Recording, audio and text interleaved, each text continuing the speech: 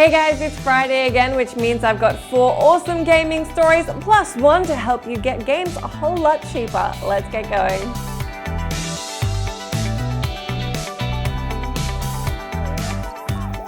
First up, and to get the sad stuff out of the way, Konami officially cancelled Silent Hills this week and pulled its playable teaser PT down from the PlayStation Store.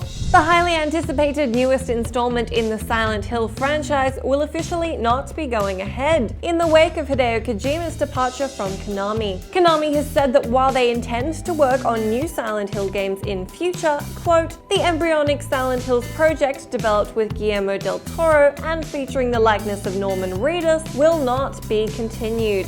Massive bummer.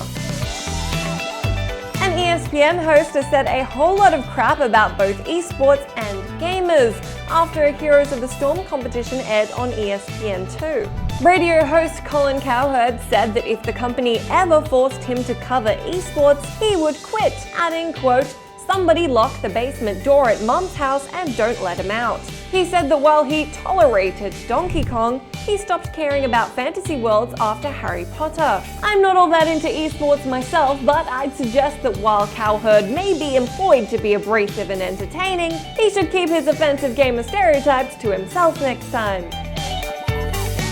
And now for some cheap stuff, or free stuff if you find yourself with a subscription to PlayStation Plus or Xbox Live. Microsoft are giving away Pool Nation FX and Castle Storm Definitive Edition on Xbox One throughout the month of May. In the first half of May, you can also get Mafia 2 for your Xbox 360, and then F1 2013 from May 16 onwards. As for PlayStation Plus on PS4, you can grab a whole heap of games for free all month. These are Ether 1, Guacamelee Super Championship Turbo Edition, Race the Sun, Ho-Hokum, and The Unfinished Swan. On both PS3 and PlayStation Vita, you can get Ho-Hokum, Race the Sun, and Unfinished Swan, while Vita will also offer up RT puzzle game Murasaki Baby.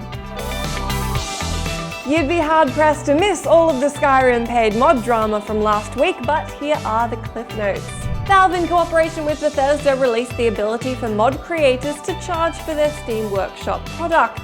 But after enraging a significant portion of their fans, they decided it would not be the best course of action after all. Valve said they backtracked because it became apparent that they weren't executing on the idea in a way that fans were keen on. Bethesda followed up that statement saying, quote, the feedback has been clear. This is not a feature you want. Awkwardly, that statement came just hours after Bethesda posted a lengthy blog detailing why they were enthusiastic for paid mods in Skyrim. At the end of the day, Bethesda concluded, our community knows best, and they will decide how modding should work. Probably a good move there.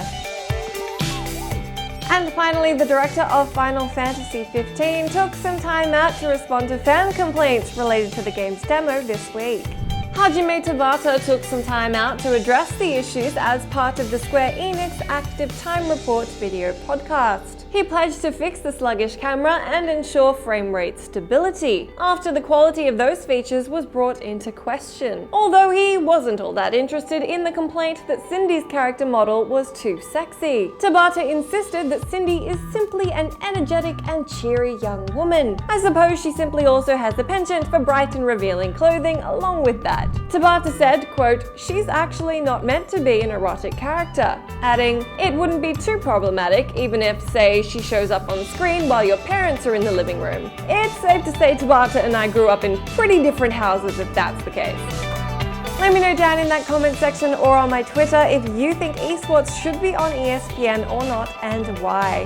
This week on site, Cam and Seb check out some fancy new armor in Skyrim mods. I cover off on whether episodic games are any good on The Gist, and in 2 minutes discusses the best gaming anti-piracy methods. That is it from me this week. Be sure to have yourselves a lovely weekend, and I'll catch you again on Monday.